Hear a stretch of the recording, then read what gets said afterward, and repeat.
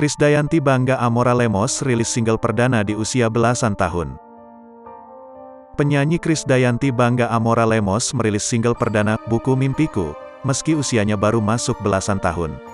Istri dari Raul Lemos itu juga menyebut single perdana tersebut seperti pecah telur karena akhirnya Amora punya single sendiri. Krisdayanti mengaku proses yang dijalani Amora untuk merilis single perdananya tidaklah singkat.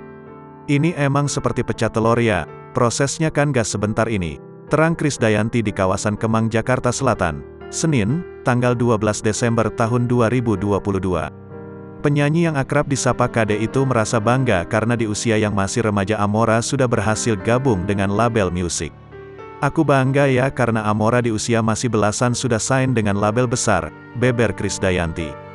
Amora mau merasa sangat menyukai lagu perdananya itu karena memiliki musik seperti soundtrack film-film Disney.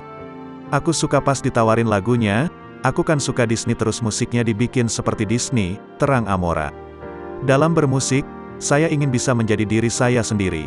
Bahkan mungkin lebih bagus daripada Mami," lanjutnya.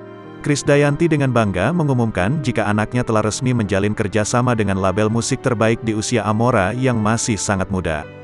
"Langkah awalmu Amora, kamu dipilih bukan karena kami orang tuamu," imbuh Krisdayanti lagi.